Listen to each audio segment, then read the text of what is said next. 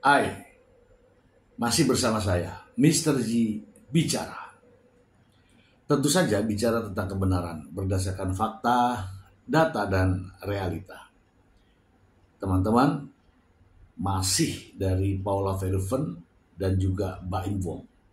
Sampai saat ini, masalah keduanya belum juga selesai. Masih ramai menjadi perbincangan di dunia maya dan juga di media massa. Teman-teman, kali ini ada berita yang sangat menarik. Ya, terkait dengan sang pengacara Baim Wong, Fahmi Bahmid. Dengan pernyataan-pernyataan yang mengungkapkan terkait dengan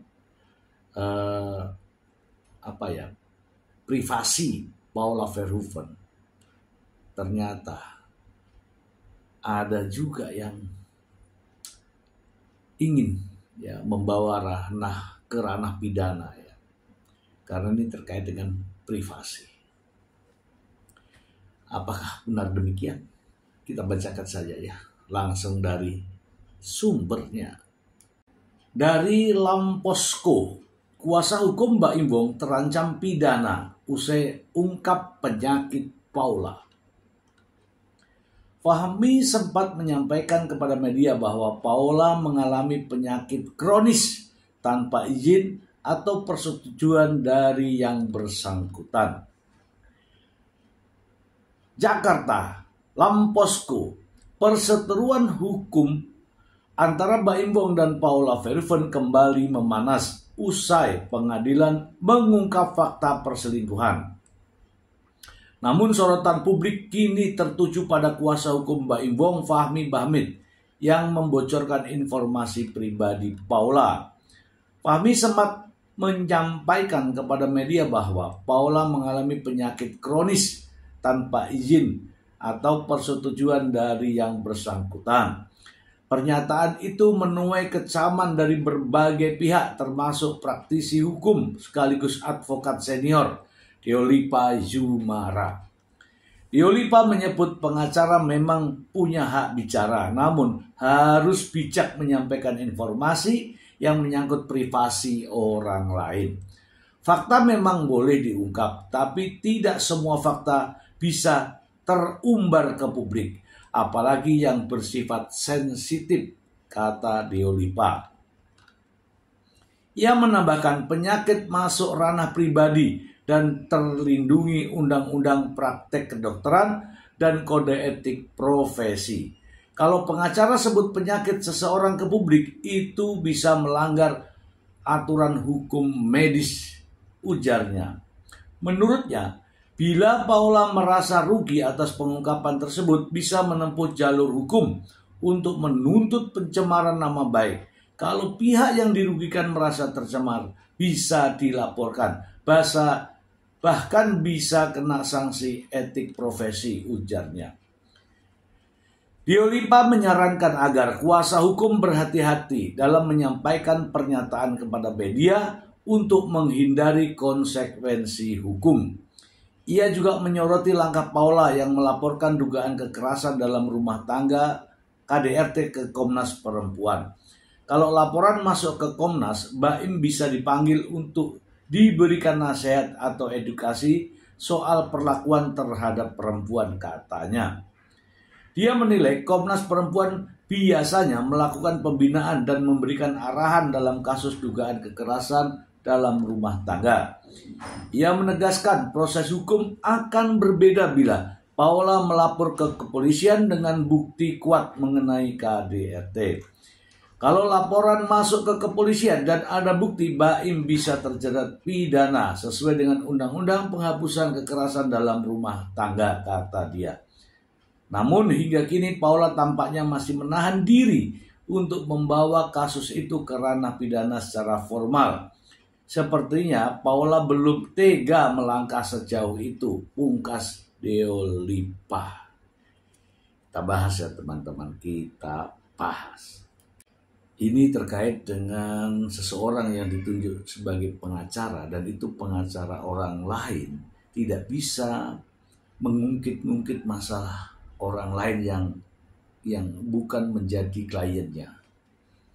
Begini teman-teman, memang dalam etika profesi advokat, pengacara boleh berbicara seperti yang dikatakan oleh Deolipa Yumara tadi. Tetapi ada etika. Etika yang dimaksud di sini adalah ketika menyebut sesuatu hal yang berkaitan dengan privasi orang lain, tidak perlu juga disampaikan. Saya sebenarnya tidak tahu ya. Fahmi Bahmid mendapatkan informasi itu tentu saja saya katakan dari Baim Wong. Dan anehnya Fahmi Bahmid dengan informasi yang didapatkan dari Baim Wong justru dijadikan sebagai bahan untuk publikasi. Ini sangat mengerikan. Dan seandainya saja Baim Wong melarang itu sebagai upaya hukum mungkinlah. Tapi kalau dipublikasikan bahwa Paula memiliki penyakit yang sangat kronis dan sulit diobati, dan saya mendengar sendiri itu disampaikan dalam konferensi pers. Ini repotnya ya, ketika mulut pandai berbicara tapi hati tak ada lagi rasa. Ketika berbicara tetapi dapat menyinggung perasaan orang lain, ya tentu saja orang lain akan merasa direndahkan. Dan kata Deolipa tadi, ini ranahnya sudah ranah kesehatan. Ada undang-undang tersendiri yang mengatur itu. Ini berbahaya ini kalau ada pengacara ditunjuk kemudian dikasih data-data, tetapi bukannya untuk dipelajari atau dianalisa, melainkan untuk disampaikan kepada publik. Ini berbahaya teman-teman, berbahaya, dan bisa saja ini sampai ke ranah pidana, ya nggak? Kita lanjut lagi ya teman-teman ya, ada sebuah berita yang sangat menarik berikut ini. Dari Kompas.com, kuasa hukum Paula Verhoeven ungkap Baim Wong akui di sidang pernah cium perempuan lain. Jakarta, Kompas.com, kuasa hukum Paula Verhoeven mengungkapkan bahwa Baim Wong mengakui di dalam sidang perceraian bahwa ia pernah mencium perempuan lain ketika masih berstatus suami istri. Pengacara Siti Aminah Tardi berkata, namun pengakuan ini tidak dibeberkan oleh Humas Pengadilan Agama Jakarta Selatan. Di dalam persidangan itu ada pengakuan dari saudara Baim bahwa dia mencium perempuan lain ketika masih sebagai suami dalam perkawinannya dengan Paula Verhoeven. Dalam hukum perdata, pengakuan tersebut adalah pembuktian yang sempurna, kata Siti Aminah Tardi. Tapi kan juru bicara tidak menyampaikan itu. Jadi hanya menyasar apa yang dipersangkakan kepada Ibu Paula, sambung Siti. Sedangkan sebagaimana diketahui Humas Pengadilan Agama Jakarta Selatan yang bernama Suryana menginformasikan bahwa fakta-fakta di persidangan menyatakan Paula terbukti selingkuh dengan pria berinisial NS yang diduga merupakan sahabat dekat Baim Wong. Suryana juga sempat menunjukkan bahwa Paula dinyatakan sebagai istri yang nusus atau durhaka kepada suami. Paula dan tim kuasa hukum mendatangi Komnas Perempuan pada Rabu pagi untuk mengadukan dua hal tersebut. Pertama, soal KDRT yang dilakukan Baim Wong ketika pernikahan mereka masih terikat. Kedua, tindak diskriminasi Suryana terhadap masalah tersebut lantaran menurut pihak Paula seharusnya sang humas tidak berbicara secara objektif dan jujur. Seperti diketahui gugatan cerai Baim Wong terhadap Paula dikabulkan Majelis Hakim Pengadilan Agama Jakarta Selatan pada 16 April lalu. Dan 16 April ya. Namun Paula kini mengajukan banding untuk mendapatkan keadilan. Ya. Kembali kita bahas ya teman-teman. Kita bahas. Teman-teman, putusan hakim sidang gugatan cerai Baim Wong kepada Paula Verhoeven memang sudah disampaikan, sudah diputuskan. Namun ini menjadi kontroversi ketika justru masalah dari Paula yang terus diungkapkan. Sementara persoalan juga ada pada Baim Wong. Satu diantaranya adalah mencium wanita lain yang bukan istrinya. Kalau istri main chat kemudian dikatakan nuzus, dikatakan durhaka, bagaimana jika suami yang mencium wanita lain? Ya kan? Pasti lebih durhaka, mungkin durhaka 2 kali atau 2 kali lipat. Itu ya memang jadi tidak seimbang gitu. Memang gugatan cerai ini penuh dengan kontroversi, penuh dengan intrik dan penuh dengan drama. Tidak seperti kasus-kasus yang lain mengundang banyak reaksi. Ya andai kata hakim juga mengikuti apa yang saya lakukan dalam survei, tentu saja tidak seperti ini. Katakanlah mengikuti undang-undang perkawinan misalnya, atau mengikuti kompilasi hukum Islam misalnya, yakinlah tidak akan mengundang kontroversi seperti ini. Sekarang hakim dipanggil, ya kan, di komisi yudisial, diperiksa, kemudian nanti juga akan dipanggil lagi ke Bawas MA, dan justru tidak nampak ya, ketidakadilan itu nampak ketika bukti persidangan Paula dinyatakan sebagai terbukti, sementara apa yang dilakukan Baim Wong juga melebihi apa yang dilakukan oleh Paula Verhoeven. Itulah yang menjadi pertanyaan. Sehingga nampak jelas hakim berpihak kepada Baim Wong. Ini nyata. Ini fakta. Masih ada lagi satu berita, kita bacakan langsung untuk Anda. Dari Garuda TV ya. Ini ya teman-teman ya. Bukan soal anak, Paula Verhoeven ajukan banding demi hal ini. Kita bacakan saja untuk Anda. Jakarta, kasus rumah tangga selebritas Baim Wong dan model Paula Verhoeven kembali mencuat setelah keduanya mengajukan banding atas putusan cerai yang telah dikeluarkan pengadilan. Keputusan ini mencuat ke publik usai isi dokumen sidang tersebar luas di media sosial dan memicu perdebatan yang menyudutkan nama Paula Verhoeven. Putusan pengadilan agama yang bocor ke ruang publik tak hanya menyentuh ranah pribadi, tetapi juga mencantumkan tuduhan sensitif termasuk isu perselingkuhan dan dugaan penyakit yang dialami Paula Verhoeven. Kondisi ini membuat citra publik Paula terguncang dan menjadi dasar kuat bagi sang model untuk mengajukan banding secara resmi. Menurut kuasa hukum Paula Verhoeven, Siti Aminah, langkah banding ini bukan semata-mata soal hasil akhir perceraian, melainkan lebih pada upaya menjaga harkat, martabat, serta reputasi sang klien sebagai seorang ibu dan perempuan. Ia menegaskan, kepentingannya adalah agar nama baik, kemudian harkat dan martabatnya sebagai ibu dan perempuan itu dikoreksi oleh Pengadilan Tinggi Agama. Ini menyusul keprihatinan atas perubahan dalam tata cara persidangan serta penyebaran informasi yang dinilai merugikan pihak Paula.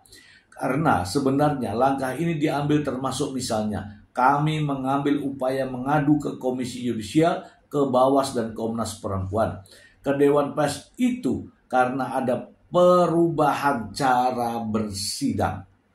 Sorotan lain juga datang dari cara informasi disampaikan ke publik. Ini juga ya yang pernyataan ke publik. Siti menyesalkan bagaimana hasil putusan disampaikan lewat konferensi pers dan unggahan media sosial yang menurutnya membangun konstruksi narasi yang tak adil dan hanya menyudutkan Paula Verhoeven. Kemudian ini kan diproduksi dan dikonstruksikan menyudutkan Ibu Paula, ujarnya. Tak hanya pada pihak Paula, tim kuasa Baim Wong juga mengambil langkah serupa dengan mengajukan memori banding. Fahmi Bahmid selaku kuasa hukum Baim menyebut ada 2 poin penting yang mendasari kliennya untuk melanjutkan proses hukum ini. Seingat saya ada 2 poin yang penting yang diamanatkan Baim kepada saya. Namun meski mengajukan banding, Fahmi menyatakan bahwa Baim tetap sepakat dengan sebagian isi putusan cerai, terutama terkait tuduhan bahwa Paula bersikap nuzus dan istri durhaka. Tapi terkait dengan pertimbangan hakim yang lainnya, kami sependapat bahwa memang terbukti nuzus di mana mempunyai makna istri yang durhaka, istri yang membangkang, istri yang tidak menghormati suami. Nah, suaminya aja gak menghormati istrinya. Fahmi pun menjelaskan bahwa keputusan untuk banding diambil karena pihak Paula lebih dulu mengajukan banding tanggal 28 April 2025. Hal ini sejalan dengan prinsip yang disampaikan Baim sebelumnya. Ia tak akan mengajukan banding kecuali pihak lawan melakukannya terlebih dahulu. Jadi karena tanggal 28 April pihak termohon mengajukan banding, ya kami mengajukan banding, kata Fahmi. Kendati demikian, saat ditanya lebih lanjut mengenai 2 poin utama yang dimaksud, Fahmi memilih untuk tidak membeberkan kepada publik. Oke, kita bahas lagi teman-teman, kita bahas lagi. Teman-teman, dengarkan ya, begini, kalau saya simak dari berita ini, Paula Verhoeven banding itu untuk memulihkan nama baik, harkat dan martabatnya sebagai seorang perempuan, sebagai seorang ibu rumah tangga. Itu sah-sah saja. Kalau saya jadi Baim Wong, sudah. Biarkan. Namanya juga ingin memulihkan nama baik. Tetapi sang pengacara menyampaikan bahwa ada amanah dari Baim Wong, katanya. Terus apa yang dia cari? Apa yang dia cari? Mau melawan wanita, mau melawan ibu dari anak-anaknya, mau melawan perempuan yang pernah tidur bersama-sama dirinya. Saya ingatkan, mungkin saja kamu menang, Baim Wong ini. Mungkin, tapi gak ada gunanya. Bisa saja kamu kalah, tapi ya mempermalukan diri sendiri jadinya. Jadi pernah saya mengatakan bahwa menang jadi arang, kalah jadi abu. Tidak ada manfaatnya. Kalau saya menyarankan, jangan ikuti pengacaranya. Jangan. Karena apa? Ya kan profesi, ya kan? Profesi. Tetapi harga diri ada pada Anda, Baim Wong ini. Sehebat-hebatnya menang dengan mantan istri. Tahu nggak?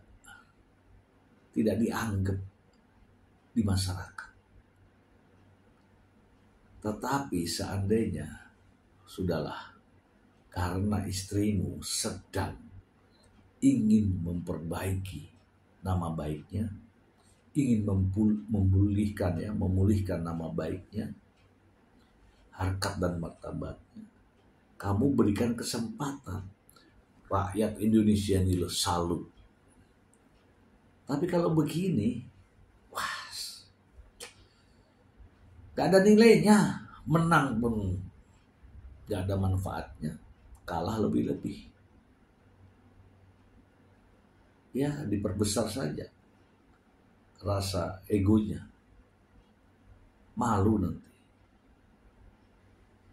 Itu ya terkait dengan ini ya. Janganlah biarkan Paula Verhoeven untuk memulihkan nama baik. Itu hadiah. Kita sebagai laki-laki berikan kesempatan. Jangan ingin menang terus, ingin hebat terus, kemudian tidak ada empati kepada orang lain, tidak ada perlindungan terhadap mantan istri. Itu masuk dalam kategori. Iya kan?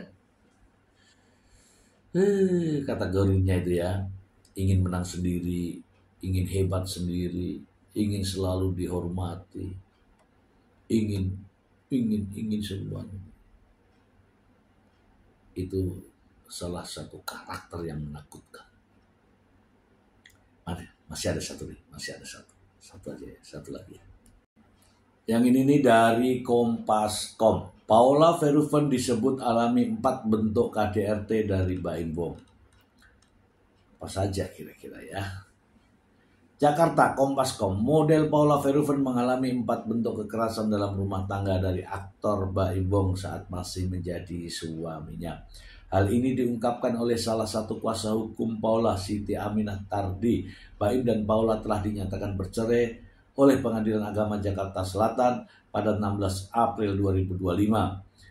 Bentuknya kalau dalam konteks hak perempuan ada 4 bentuk kekerasan: fisik, psikis, seksual, dan ekonomi. Ibu Paula mengalami semua bentuk. Wow. KDRT itu dialami Paula pada 2 tahun terakhir pernikahan mereka. Utamanya lebih di 2 tahun terakhir semua bentuk kekerasan. Perihal alasan Paula baru melapor saat sudah proses cerai, kata Aminah, karena memikirkan dampaknya terhadap kedua anaknya. Ada kepentingan yang ingin dilindungi oleh ibu Paula soal anak. Paula dan Baim menikah pada tahun 2018. Mereka dikaruniai 2 putra dan kini berusia 5 tahun dan 3 tahun. Hak asuh anak diberikan kepada Paula dan Baim dan mengasuhnya secara bersama-sama. Tetapi Paula saat ini tengah mengajukan banding terhadap hasil putusan cerainya. Oke. Kita bahas lagi teman-teman, kita bahas lagi. Ya, seperti saya pernah menyampaikan ya dalam konten saya bahwa kekerasan rumah tangga itu KDRT ya, KDRT itu ada 4. Yang pertama adalah kekerasan fisik, yang kalau dicubit terasa sakit, nah itu fisik. Nampak dan terasa sakit. Yang kedua kekerasan psikis. Kekerasan psikis itu tidak nampak, tapi yang sakit di sini. Ya, yang sakit di sini ada kejiwaan dan mentalnya. Kemudian yang ketiga adalah kekerasan seksual. Tadi disebutkan bahwa keempat-empatnya masuk, berarti ada juga kekerasan seksual. Nah, yang dimaksud dengan kekerasan seksual ini yang mana? Yang jelas berbahaya bagi seorang pasangan ketika ada laporan tentang kekerasan seksual. Kekerasan seksual itu ya kalau istri tidak menghendaki kemudian dipaksa, itu namanya kekerasan seksual. Ada permintaan dari jalur lain, ya itu termasuk kekerasan seksual.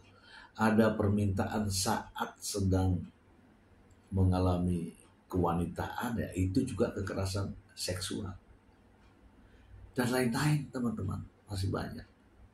Kemudian ada penelantaran rumah tangga. Jadi kalau ini saya belum tahu nih kekerasan secara ekonomi ini saya belum tahu bentuknya seperti apa. Tetapi salah satunya yang pernah diungkapkan adalah kontrol keuangan. Ya misalnya belanja ditanya mana notanya, mana kwitansinya, mana buktinya. Itu juga salah satu teman-teman yang menurut sang pengacara tadi dikatakan sebagai kekerasan secara ekonomi. Itulah yang kita bisa rangkum ya dari persoalan ini. Teman-teman, dari apa yang sudah saya bacakan tadi, sebenarnya tujuan dari Paula Verhoeven ini sehingga sampai kemana-mana satu saja. Paula Verhoeven ingin mengembalikan, ingin memulihkan nama baiknya setelah begitu lama diobok-obok ya bahasanya. Sepertinya Paula Verhoeven juga sebagai wanita ingin juga dihargai, ingin juga dihormati, harkat dan martabatnya sebagai seorang ibu. Ya tentu saja harusnya Mbak Im Wong cukup, ya sudahlah, keinginannya memang bercerai, ya minta maaf, selesai teman-teman.